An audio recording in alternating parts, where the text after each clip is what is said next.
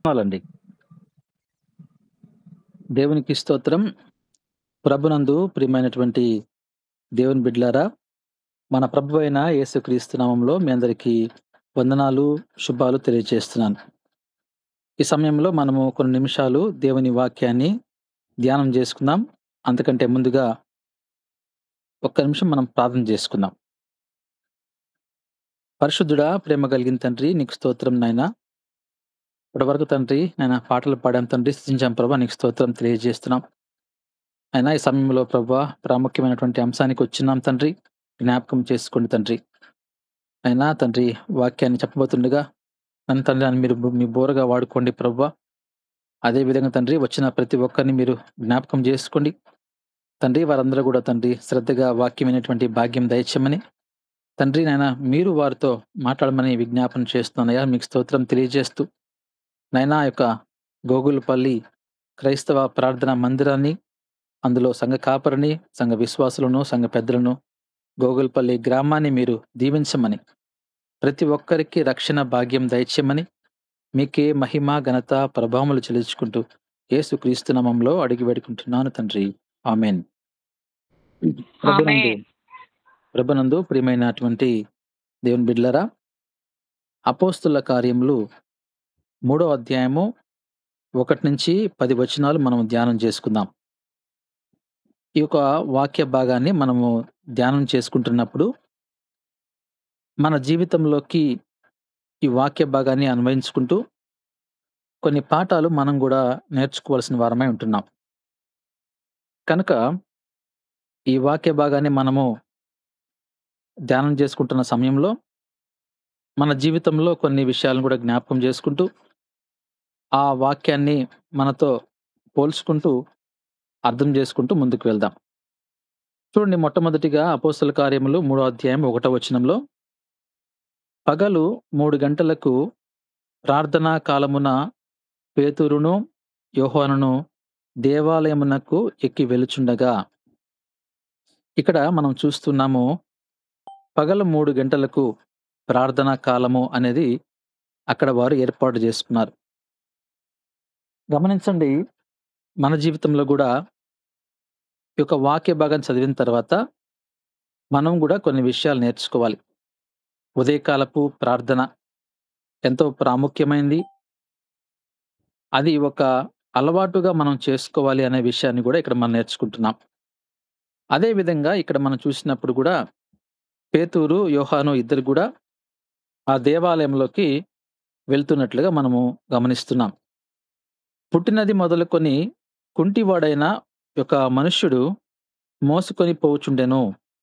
వాడు దేవాలయంలోనికి వెళ్ళువారిని భిక్షమనుటకు కొందరు ప్రతిదినము వారిని శృంగారమును దేవాలయపు ద్వారమునొద్దకు ఉంచుచూ వచ్చిరి. ఈ 2వ వచనాన్ని మనము గమనించినప్పుడు, పుట్టినది మొదలుకొని కుంటివాడైన ఒక మనుష్యుడు అనే మాటను ఇక్కడ చూస్తున్నాం. అతను పుట్టుకతోనే అతను కుంటివాడు, అతను అవిటివాడిగా ఇక్కడ మనం చూస్తున్నాం. కనుక అతను సొంతగా నడవలేని పరిస్థితి. అదే సమయంలో అతన్ని మరొకరు తీసుకొనొచ్చి ఆ దేవాలయం దగ్గర కూర్చోబెడుతున్నట్టుగా మనం చూస్తున్నాం. అయితే అతని యొక్క పనేంటి? భిక్షాటన చేసుకోవడం. కనుక ఆ భిక్షం అడగడానికి కూడా మరికొందరు తీసుకొనొచ్చి అక్కడ అతన్ని పెట్టున్నట్టుగా మనం చూస్తున్నాం. అయితే మనం కూడా మన జీవితంలో గమనించినప్పుడు, మనం పుట్టుకతోనే మనము పాపంలోనే జన్మించాము అనే విషయాన్ని మనము కీర్తనాకారుడు రాస్తూ ఉన్నారు. ఒకసారి ఆ వాక్య భాగాన్ని గమనిద్దాము. 51వ కీర్తన 5వ వచనాన్ని గమనించినప్పుడు, నేను పాపములో పుట్టిన వాడను, పాపములోనే నా తల్లి నన్ను గర్భమున ధరించెను. కనుక మనము కూడా పాపములోనే పుట్టాము, నా తల్లి నన్ను గర్భము ధరించింది అనే మాటను చూస్తున్నాం. కనుక పాపములోనే మన తల్లి మనల్ని గర్భం ధరించినట్టుగా ఈ వాక్యం భాగం ద్వారా మనం నేర్చుకుంటున్నాం. గమనించండి, ఈ 2 మనం పోల్చుకున్నప్పుడు ఏ విధంగా అయితే ఈ పుట్టుకతో కుంటివాడున్నాడో, మరి అతను పుట్టుకతోనే కుంటివాడు. అదే సమయంలో మనము కూడా మన జీవితంలో కూడా పుట్టుకతోనే మనం పాపములోనే జన్మించినట్టుగా మనం చూస్తున్నాం. ఈ 2 కూడా మనం కంపేర్ చేసుకుంటూ మనము రక్షణ సువార్తలోకి మనం వెళ్దాం. అయితే ఎప్పుడైతే ఈ విధంగా ఇతను పుట్టుకతోనే కుంటివాడై ఉన్నాడో, అతను నడవలేని పరిస్థితుల్లో ఉన్నప్పుడు మరొకరు తీసుకొనొచ్చి అతన్ని అక్కడ కూర్చోబెట్టినట్టుగా మనం చూస్తున్నాం. అయితే ఆ దేవాలయం గురించి మనం తెలుసుకున్నప్పుడు గూడా మరి ఆ దేవాలయము శృంగారం అన్నటువంటి ఆ దేవాలయము ద్వారం వద్ద అతన్ని ఉంచినట్టుగా చూస్తున్నాం. అయితే మనము చూసినప్పుడు ఈ యొక్క ఆ శృంగారము అనే దేవాలయంకి 9 ద్వారబంధాలున్నట్టుగా మరి మన యొక్క కామెంటరీస్‌లో కొన్ని పుస్తకాల్లో మనం దాన్ని గమనించొచ్చు. అదే సమయంలో మనం గమనించినప్పుడు గూడా ఒక ద్వారం దగ్గర ఇతన్ని కూర్చోబెడితే అక్కడ వచ్చే పోయే వాళ్ళని ఇతను భిక్షాటన చేసుకుంటున్నట్టుగా మనం గమనిస్తున్నాం. తర్వాత చూడండి, పేతురును, యోహానును దేవాలయములో పోవునప్పుడు వాడు చూచి భిక్షమడుగగా. ఎప్పుడైతే పేతురు, యోహాను ఆ దేవాలయంలోకి ప్రవేశిస్తున్నారో వెంటనే ఈ భిక్షగాడు వారిని భిక్షమడిగాడు. కనుక గమనించండి, ఈ భిక్షవాడు పుట్టుకతోనే కుంటివాడు. ప్రతిరోజు అతన్ని మోసుకొనొస్తున్నారు. అక్కడ కూర్చోబెడుతున్నాడు. మళ్ళీ భిక్షాటన చేస్తున్నాడు, వెళ్ళిపోతున్నాడు. కానీ ఏ రోజు కూడా అతనికి ఒక మంచి ఆలోచన అనగా, ఇప్పుడు అతనికి ఏమైతే కాళ్ళు లేవో, ఒకవేళ ఆ కాళ్ళు లేని పరిస్థితిలో ఉన్నాడు గదా! ఒకవేళ నా సొంతంగా నడిచిపోవడానికి ఏదైనా ప్రయత్నం చేద్దామని గాని, లేకపోతే ఇంకేదైనా దానికి ఆల్టర్‌నేట్‌గా మనం చూద్దామనేటువంటి ఆలోచన అతనికి రాలేదు. అతను ఇంకొకరి సహాయంతోనే వస్తున్నాడు గానీ, అతని యొక్క లోపాన్ని అతనికి తెలిసినప్పటికి కూడా, ఆ లోపం గురించి అతను ఆలోచించే పరిస్థితిలో లేడు. అతనికి కావాల్సిందేందంటే, అతనికి భిక్షాటన జేసుకోవాలి, ఆ డబ్బులు తీసుకొని వెళ్ళాలి అనేటువంటి ఆలోచనతో ఉన్నాడు గానీ, అతని లోపాన్ని ఏమన్నా నేను సరిచేసుకోవచ్చునా అనేటువంటి ఆలోచన అతను లేనట్టుగా మనం చూస్తున్నాం. తర్వాత చూడండి, పేతురును, యోహానును వారిని తేరి చూచి మా తట్టు చూడుమనిరి. ఎప్పుడైతే పేతురు, యోహాను ఇద్దరు గూడా మరి అతన్ని చూసి అంటున్నారు, "మా తట్టు నువ్వు చూడు ఒకసారి, మమ్మల్ని గమనించు" అనే మాట ఇక్కడ మనం చూస్తున్నాం. కనుక ప్రభునందు ప్రియమైనటువంటి దేవుని బిడ్డలారా, మనం గూడా మన జీవిత ప్రయాణంలో మన యొక్క ఎప్పుడైతే మనము జన్మించామో తల్లి గర్భం నుంచి గూడా అప్పటి నుంచి మనం పాపంలోనే పుట్టాము, పాపంలోనే జీవిస్తూ ఉన్నాము. అయితే మనము ఆ పాపం విషయమై ఎప్పుడు గూడా ఆలోచించే పరిస్థితుల్లో ఈ రోజుకి గూడా చాలామంది లేనట్టుగా మనం గమనిస్తున్నాం. ఎందుకంటే మొట్టమొదటిగా మనం పరలోకానికి వెళ్ళడానికి పాప క్షమాపణ, రక్షణ భాగ్యము అనేది చాలా అవసరం. కానీ ఆ యొక్క గొప్ప రక్షణ గురించి ఈరోజు ఆలోచించేటువంటి వారు లేరు. ఏ విధంగా అయితే భిక్షగాడు ఆ విధంగా భిక్షాటన చేస్తూ తన లోపాన్ని సరిచేసుకునేటువంటి ప్రయత్నంలో లేడో, అదే విధంగా ఈరోజు గూడా అనేక మంది గూడా పాపాన్ని సరిచేసుకోవడము, లేకపోతే పాప క్షమాపణ కోరుకునే స్థితిలో లేనట్టుగా మనం చూస్తున్నాం. ఒకరోజు ఒక చిన్న కథను మనం చూసినట్లయితే, ఒక ఒక చిన్న ఒక బాక్స్ ఒకటుంది. ఆ పెట్టె. ఆ పెట్టె మీద కూర్చొని ఒకతను అడుక్కుంటున్నాడంట. అయితే ఆయన అడుక్కుంటున్న సమయంలో, ఆ దారిలో పోతున్నటువంటి ప్రతి ఒక్కరు గూడా అతనికి డబ్బులు ఇస్తూ పోతున్నారు. అయితే ఒకానొక వ్యక్తొచ్చి, "బాబు, ఆ పెట్టెలో ఏముంది?" అని అడిగారంట. అయితే ఆయన అంటాడంట, "ఆ పెట్టెలో ఏముందో నాకు తెలీదు గానీ, నేను ఆ పెట్టెని ఉపయోగించుకుంటున్నాను కూర్చొని అడుక్కోవడానికి" అని చెప్పాడంట. "మరి ఆ పెట్టెని ఎప్పుడైనా నువ్వు తీసి చూసావా?" అని అన్నప్పుడు, "నేనెప్పుడు ఆ పెట్టెని దాని లోపల ఏముందో నేనెప్పుడు గమనించలేదు గానీ, ఆ పెట్టె మీద కూర్చోవడానికి నాకు బాగా అనుకూలంగా ఉంది గాబట్టి, నేను కూర్చొని ఆ విధంగా అడుక్కుంటున్నానని" చెప్పేటువంటి మాట ఆయన చెప్పాడంట. అయితే వెంటనే ఆయన చెప్పాడంట, "నువ్వు మరి ఆ పెట్టెని ఒకసారి ఓపెన్ చేసి చూద్దామా?" అనన్నప్పుడు, ఆ పెట్టెని ఓపెన్ చేసి చూసినప్పుడు లోపలంతా గూడా బంగారము, అదే విధంగా ధనము దాంట్లో ఉందంట. గమనించండి, అతని యొక్క స్థితిని అడుక్కోవడము అనేటువంటి ఆలోచనతో ఉన్నాడు గానీ, మరి ఆ పెట్టె లోపల ఏముంది? ఆ పెట్టెను ఉపయోగించుకుంటున్నాడు గానీ, ఆ పెట్టె లోపల విలువైనటువంటి వస్తువులేమైనా ఉన్నాయా? లేకపోతే అసలు ఆ పెట్టెని ఎందుకు మనం పెట్టుకుంటున్నాం? ఆ పెట్టె మనకు ఎవరిచ్చారనేటువంటి ఆలోచన అతనికి లేకుండా పోయింది.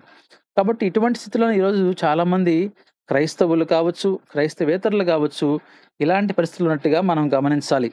ప్రభునందు ప్రియమైనటువంటి దేవుని బిడ్డలారా, ఈ యొక్క భిక్షగాడు ఎవరైతే ఉన్నారో పేతురు యోహాన్ని అడుగుతున్నాడు, "అయ్యా, మాకేమైనా నువ్వు భిక్ష వేస్తావా?" అన్నప్పుడు పేతురు అంటున్నాడు, చూడండి అక్కడ, "పేతురును, యోహానును వారిని తేరిచూచి మా తట్టు చూడమనిరి. వాడు వారి యొద్ద ఏమైనా దొరుకునని కనిపెట్టుచు వారి యందు లక్ష్యముంచెను." ఎప్పుడైతే ఆ భిక్షగాడిని మరి పేతురు, యోహాను పిలిచారో, వెంటనే అతని వైపు చూసి ఏవైనా ఇస్తారేమో అనేటువంటి ఆలోచనతో చూస్తున్నారు గానీ, అతనెక్కడ కూర్చోన్నాడు? దేవాలయపు ఆ యొక్క గవిని ముందు కూర్చోన్నాడు. కనుక దేవాలయంలో దేవుని యొక్క మహిమ ఉంటుంది. కనుక ఒకవేళ నన్నేమన్నా దేవుడు స్వస్థపరుస్తాడేమో, లేకపోతే నాకు ఈ యొక్క అవిటితనం పోతుందేమో అనేటు ఒక మంచి ఆలోచన అతనికి ఎప్పుడు వచ్చినట్టు లేదు. అందుకోసమే ఎవరైతే ఆ దారిన వస్తున్నారో వాళ్ళని ఒకటే ఉద్దేశంతో చూస్తున్నాడు. నాకేదైనా భిక్షము ఇస్తారా?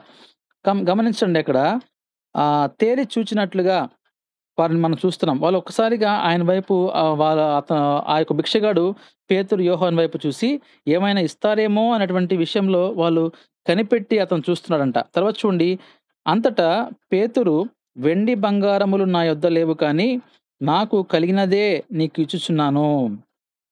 ఇది చాలా ప్రాముఖ్యమైనటువంటి విషయం. ఆ యొక్క భిక్షగాని యొక్క టర్నింగ్ పాయింట్ ఇది. ఎందుకంటే ఎప్పటినుంచో తల్లి యొక్క గర్భం నుంచి అతను పుట్టుకతోనే అవిటివాడిగా ఉన్నాడు. అయితే ఈరోజు ఆ యొక్క అవిటితనం అనేది అతనికి పోవడానికి అవకాశం వచ్చింది. అతని జీవితంలో అదొక మంచి మలుపు అని మనం గమనించాలి. ఈరోజు మనము గూడా మన యొక్క స్థితిని ఒకసారి మనము ఆలోచించుకునే వారంగా ఉండాలి. ఎందుకంటే మనము దేవుణ్ణి నమ్ముకొని యేసుక్రీస్తు వారి యొక్క రక్షణ పొంది మనం ముందుకు వెళ్తున్నప్పుడు మన యొక్క పాపము విషయంలో, దేవునికి వ్యతిరేకమైనటువంటి కార్యముల విషయంలో మనము ఒకసారి మనల్ని గురించి మనము ఆలోచించుకునే పరిస్థితిలో ఉన్నామా? ఒకవేళ మనము ఆలోచించుకున్నట్లయితే, మన మనస్సాక్షి మనల్ని గద్దించినట్లయితే మనము పాపక్షమాపణ కోరుకుంటున్నామా? రక్షణ భాగ్యాన్ని స్వీకరిస్తున్నామా? అనేది చాలా ప్రాముఖ్యమైన విషయం. ఎందుకంటే క్రైస్తవులుగా మనం పుట్టినప్పటికీ మనకు ఎప్పుడైతే రక్షణ భాగ్యం లేదో మనకు పరలోకానికి మనం అర్హులము కాదు అనేది సత్యం అనే మాటను మీరు గ్రహించాలి.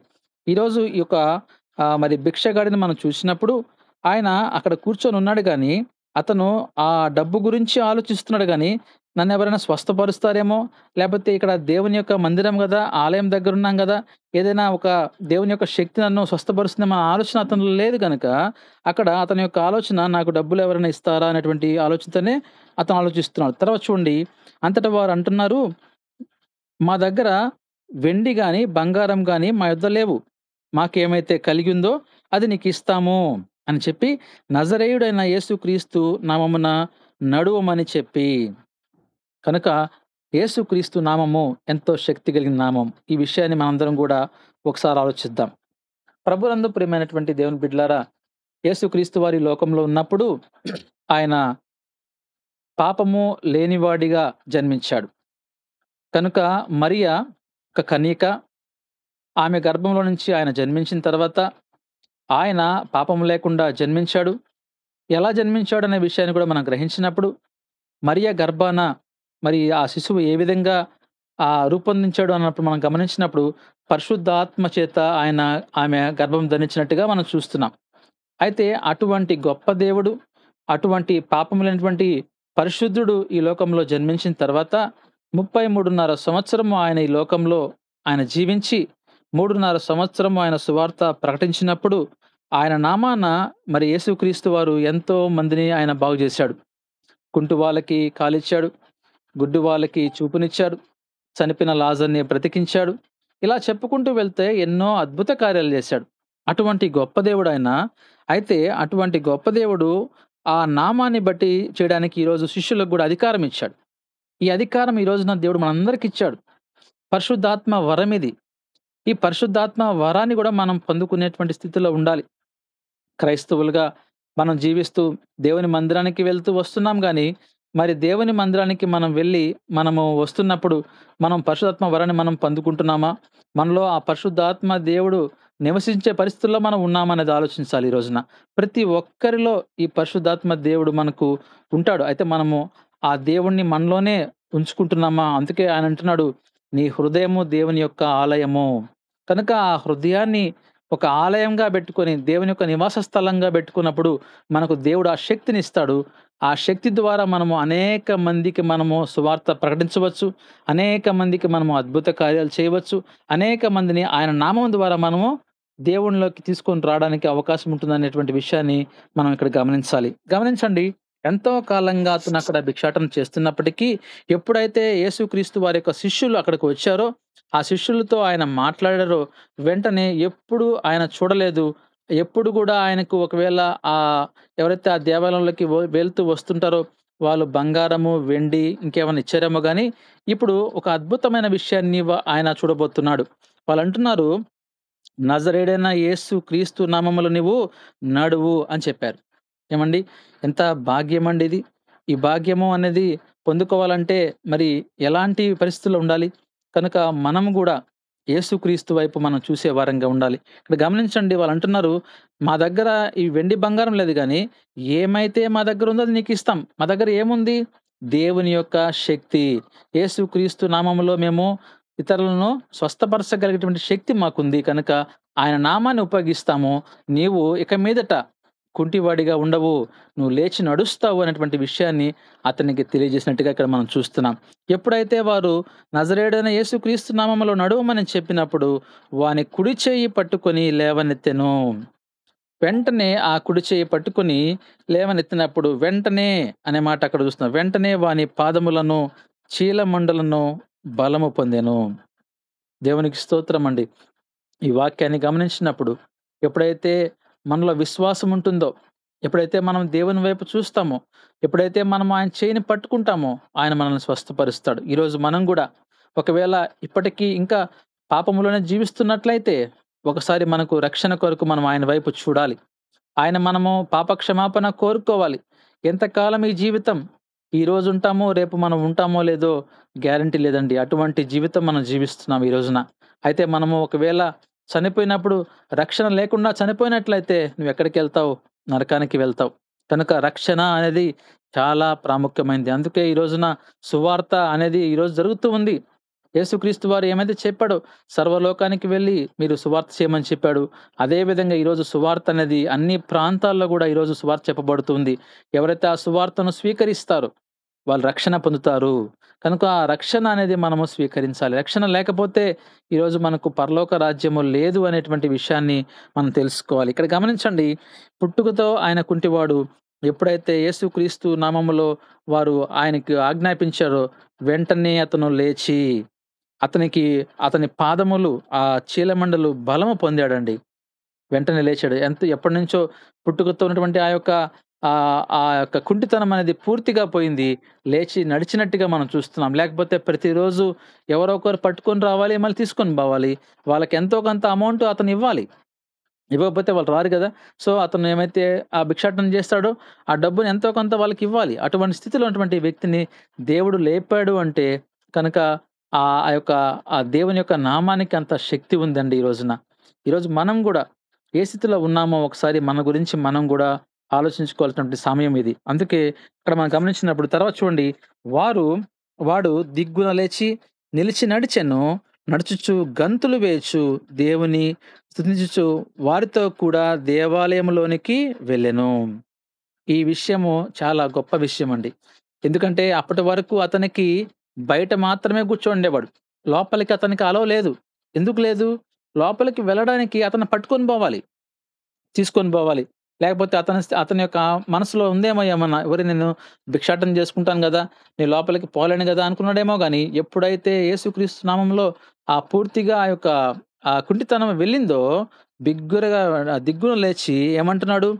దేవునికి స్తుతులు చెల్లిస్తున్నాడండి. ఇది చాలా ప్రాముఖ్యమైన విషయం. ఈరోజు మనం గూడా దేవుని స్తుతించాలి, ఘనపరచాలి. ఎందుకంటే మనకిచ్చినటువంటి రక్షణ భాగ్యం చాలా గొప్పది. మనకు ఉచితంగా ఆయన రక్షణ ఇచ్చాడండి. ఏమీ ఆయన ఆశించలేదండి మన కొరకు. ఈ లోకానికి వచ్చాడు. మన కొరకు సిలువలో మరణించాడు. ఆయన తిరిగి లేచాడు. కనుక ఉచితంగా రక్షణ ఇచ్చాడు. ఎలా ఇచ్చాడు ఉచితంగా? ఆయన విలువైన రక్తాన్ని మన కొరకు కార్చాడు. కనుక ఎంతో అమూల్యమైన రక్తం అది. నిష్కళంకమైన రక్తాన్ని మన కొరకు కార్చాడు ఈ రోజున. గమనించండి, ఆయన విలువైన రక్తంతో మనల్ని కొన్నాడండి. కనుక ఏ విధంగా అయితే మనము ఒక షాప్‌కి వెళ్లి ఒక వస్తువును కొంటామో, ఆ విధంగా మనందరిని గూడా ప్రపంచంలో ఉన్న ప్రతి మానవాళిని ఆయన కొన్నాడు.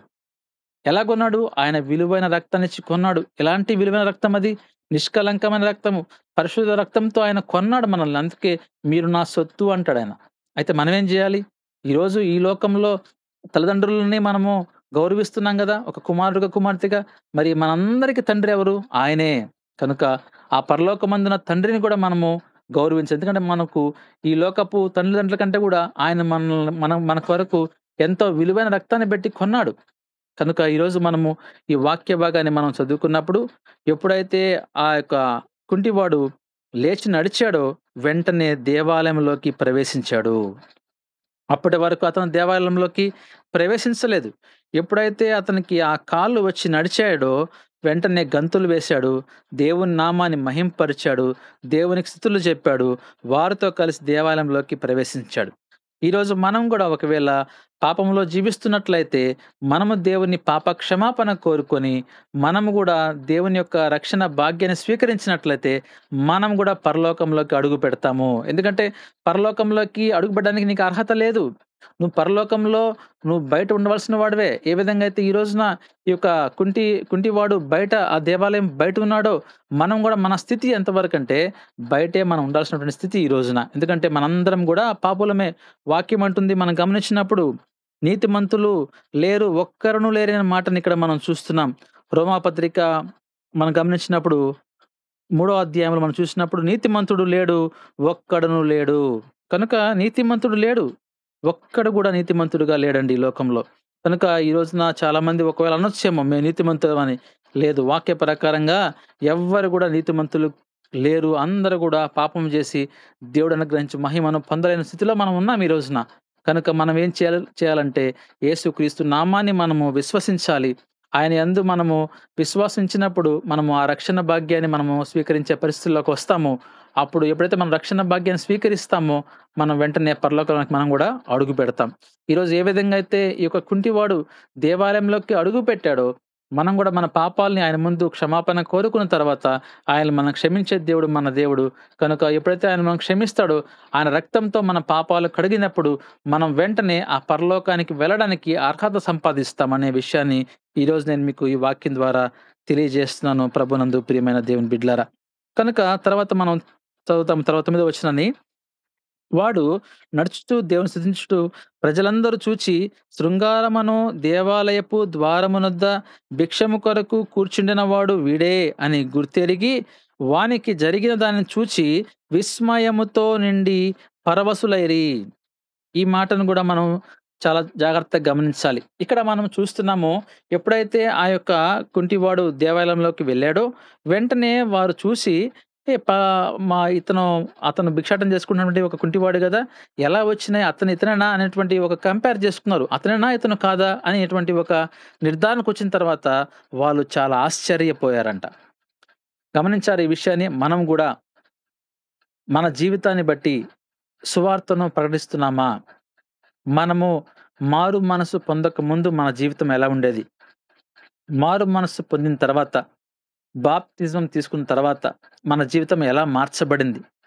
బాప్తిజం తీసుకోక ముందు, మారు మనసు పొందక ముందు నీ జీవితం ఎలా ఉంది? ఇప్పుడు నీ జీవితం ఎలా ఉంది? అయితే మన జీవితం యొక్క మార్పును జూసి ఎవరైనా నేర్చుకుంటున్నారా? నిన్ను గుర్తిస్తున్నారా? ఇదిగో పలానా వ్యక్తి ఒకప్పుడు ఇలా ఉన్నాడే, ఇప్పుడు ఇలా మార్చబడ్డాడు. దానికి కారణం ఏంటి? ఎవరు ఇతన్ని మార్చారు? ఓహో! దేవుని వాక్యం మార్చిందా? యేసుక్రీస్తు వారి యొక్క వాక్యం మార్చిందా? అనేటువంటి పరిస్థితిలో నీవున్నావా? ఎందుకంటే ఈ కుంటివాని యొక్క ఎప్పుడైతే అతనికి కాళ్ళొచ్చాయో, అతని జీవితము ఇతరులను విస్మయం నొందే విధంగా జేసిందంట. కనుక ఎప్పుడైతే అతను దేవాలయంలోకి అడుగుపెట్టాడో, ఇతనికి కాళ్ళు ఎలా వచ్చాయి? ఎవరితనికి కాళ్ళిచ్చారు అనేటువంటి వెంటనే ఒక ప్రశ్నొచ్చినప్పుడు, ఆ ప్రశ్నకు సమాధానం ఏంటి? ఓహో! పలానా పేతురు, యోహాన్ గారు యేసుక్రీస్తు నామాన్ని బట్టి అతనికిచ్చారేమో అనుకున్నప్పుడు అదొక సువార్త. వెంటనే వారు గూడా మార్చబడతారు. ఎందుకని? యేసుక్రీస్తు నామంలో ఎంతో గొప్పతనం ఉందని తెలుసుకుంటారు గదా! ఈరోజు మనం గూడా మన జీవిత ప్రయాణంలో గూడా మారు మనసు పొందక ముందు మన జీవితము ఎలా ఉన్నప్పటికీ కూడా దేవుడు మనల్ని క్షమిస్తాడు. ఆయన మనం క్షమాపణ కోరుకోవాలి. ఎప్పుడైతే మనం క్షమాపణ కోరుకుంటామో, వెంటనే మనం మారు మనసు పొందిన తర్వాత, మనము రక్షణ పొందిన తర్వాత, మన జీవితం పూర్తిగా మార్చబడినప్పుడు, మన జీవితం ద్వారా, మన ప్రవర్తన ద్వారా, నువ్వెక్కడున్నప్పటికి గూడా నీ కుటుంబంలో, నీ కుటుంబస్తుల మధ్య గూడా నువ్వు కొంత ఆ మార్పు కనిపించాలి. ఒకప్పుడు నీ మాట తీరెలా ఉంది? ఇప్పుడు ఎలా నువ్వు మాట్లాడుతున్నావు? ఒకప్పుడు నీ ప్రవర్తన ఎలా ఉంది? ఇప్పుడు నీ ప్రవర్తన ఎలా ఉందో, అవన్నీ గూడా నీ కుటుంబ సభ్యులు గూడా ఆ మార్పును చూడాలి. ఎప్పుడైతే ఆ మార్పును చూస్తారో, నిజమైనటువంటి మారు మనసు అనుభవం అండది. ఈ రోజున వేషధారణ అనేది చాలా ఎక్కువైపోతా ఉంది. కాబట్టి దేవుని మందిరానికొస్తున్నారు, దేవుని వాక్యాన్ని వింటున్నారు. కానీ బయటికి వెళ్ళిన తర్వాత దేవునికి వాక్యానికి వ్యతిరేకమైన కార్యాలు చేసేవాళ్ళు ఈరోజు చాలా మంది ఉన్నారు. వారు మనుషుల్ని మోసం చేస్తున్నారేమో గానీ, దేవుడిని వాళ్ళు మోసం చేయలేరనే విషయాన్ని వాళ్ళు గ్రహించలేకపోతున్నారు ఈ రోజున. కనుక దేవుడిని ఎవరు గూడా మోసం చేయలేరు గాబట్టి, మనము మన జీవితంలో సంపూర్ణమైన మారు మనసు పొందాలి. అది ఎలా పొందాలి అంటే, ఏ విధంగా అయితే కుంటివాడు అవిటితనం నుంచి పూర్తిగా తొలగింపబడి కాళ్ళు వచ్చి నడుచుకుంటూ వెళ్ళాడో, అది చూసిన తర్వాత ఆ పాత స్థితి ఇంక వీళ్ళకి గుర్తు రాకూడదు. ఓహో! ఇతను అతనేనా? అయితే ఈరోజు చాలా బాగున్నాడే అని వారు ఆ వాక్య భాగాన్ని గమనించినప్పుడు ప్రజలందరూ గూడా ఆయన చూసి విస్మయముతో నిండి పరవశులయ్యారంట. అటువంటి పరవశులయ్యే స్థితిలోకి మనం గూడా వెళ్ళాలి. మనల్ని జూసి ఇతరులు పరవశులవ్వాలి. మనల్ని జూసి వాళ్ళు నేర్చుకోవాలి. అందుకే వాక్యమంటుంది, క్రైస్తవులారా మీరు లోకానికి వెలుగై ఉన్నారు అంటున్నాడు ఈ రోజున దేవుడు. ఈరోజు మనము వెలుగై ఉన్నామా? మనము ఇతరులను వెలిగించే పరిస్థితుల్లో ఉన్నామా? అనేది ఆలోచించాలి ఈ రోజున. కనుక ప్రభునందు ప్రియమైనటువంటి దేవుని బిడ్డలారా, నేను ముగిస్తున్నాను. ఈ వాక్య భాగాన్ని మనం గమనించినప్పుడు ఈరోజు పుట్టుకతో ఆ గుడ్డివాడి గురించి మనం నేర్చుకున్నాం కానీ, అందులో చాలా గొప్ప పాఠం మనం నేర్చుకోవాలి. కనుక మనం ఒకసారి మన జీవితంలోకి అన్వయించుకున్నప్పుడు, ఈరోజు నీకు రక్షణ ఉందా? లేదా? ఇప్పటికి నీకు పాప క్షమాపణ నువ్వు కోరుకున్నావా? లేదా? ఇవన్నీ ఒకసారి నువ్వు ఆలోచించుకోవాలి. నువ్వు ఏ స్థితిలో ఉన్నావు ఈ రోజున? ఎందుకంటే పరలోకంలోకి అడుగు పెట్టడానికి ఒక అర్హత అవసరం ఈ రోజున. ఎవరికంటే వాళ్ళకి ఆ పరలోక రాజ్యం కాదండి. పరలోక రాజ్యము చాలా గొప్ప రాజ్యము. ఆ రాజ్యంలో మరి దేవుడు నివాసం ఉంటున్నాడు. అక్కడికి మనం అడుగు పెట్టాలంటే మనం కొన్ని అర్హతలు సాధించాలి. ఈ రోజున ఈ లోక సంబంధంగా ఒక చిన్న క్లాస్ నుంచి మరొక క్లాస్‌కి ప్రమోట్ అవ్వాలంటే, ఈ క్లాస్ నువ్వు పాస్ అవ్వాలి. అయితే అటువంటి ఈ లోక సంబంధంగా చిన్న చిన్న క్లాసెస్‌కి, ఆ ప్రమోషన్స్‌కి మనం ఎగ్జామ్స్ రాసి పాస్ అవుతున్నామే. మరి పరలోకానికి వెళ్ళడానికి నువ్వు ఎన్ని ఎగ్జామ్స్ రాయాలి? ఎన్ని నువ్వు పాస్ అవ్వాలి? పాస్ అయిన తర్వాత నువ్వు ఎలా దాన్ని ముందుకు వెళ్ళాలంటే, ఏదైతే మనము పాత జీవితాన్ని మొత్తాన్ని పూర్తిగా విడిచిపెట్టినప్పుడు, అప్పుడు నీకు దేవుడు ఆ పరలోక రాజ్యంలో నీకు అర్హతను నీకు ఆయన ఇస్తాడు. సంపాదించుకుంటావు. అప్పుడు నువ్వు పరలోక రాజ్యంలోకి అడుగు పెడతావు. కనుక ఏ విధంగా అయితే ఈరోజు ఈ యొక్క పుట్టుకతో ఆ కుంటివాడు కాలు పొందిన తర్వాత దేవాలయంలోకి అడుగుపెట్టి దేవుని ఘనపరిచాడో, మనము గూడా మన స్థితి నుంచి మన యొక్క పూర్వ స్థితి మనం విడిచిపెట్టి, మనం మారు మనసు పొంది రక్షణ భాగ్యాన్ని స్వీకరించిన తర్వాత, మనం గూడా పరలోకంలోకి అడుగుపెట్టినప్పుడు, అక్కడ గూడా మనం గంతులు వేసి దేవుని నామాన్ని మహింపరుస్తాం. కనుక అటువంటి కృప దేవుడు మనందరికి గూడా దయచేయాలని నేను కోరుకుంటూ, ఈ కొద్ది మాటలు దేవుడు దీవించును గాక. ఆమేన్. థాంక్ యూ అన్న.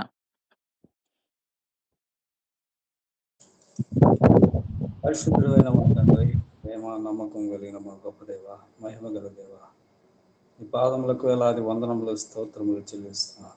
అయినా నేటి దినమున ఇలాగున మీ పాద సన్నిధిలో చేరి రావటానికి మీరు చూపిన కృపను బట్టి మీకు వందనాలు స్తోత్రాలు చెల్లిస్తున్నాను. అయినా మీ దాసులు నిలబడి అందించినటువంటి రక్షణ వర్తమానాన్ని జ్ఞాపకం చేసుకుంటున్నాం మా ప్రభా. శబ్ద యంత్రం ద్వారా ఎవరైతే విన్నారో సరళంగా వివరించబడినటువంటి వాక్యాన్ని అంగీకరించడానికి మీ కృప అనుగ్రహించమని ప్రార్థన చేసుకుంటున్నాను. మా ప్రభువా, మీ కృపలో జ్ఞాపకం చేసుకోండి. గొగులపల్లి స్థానిక సంఘ ప్రయాసను నేను జ్ఞాపకం చేసుకోమని ప్రార్థన చేసుకుంటున్నాను.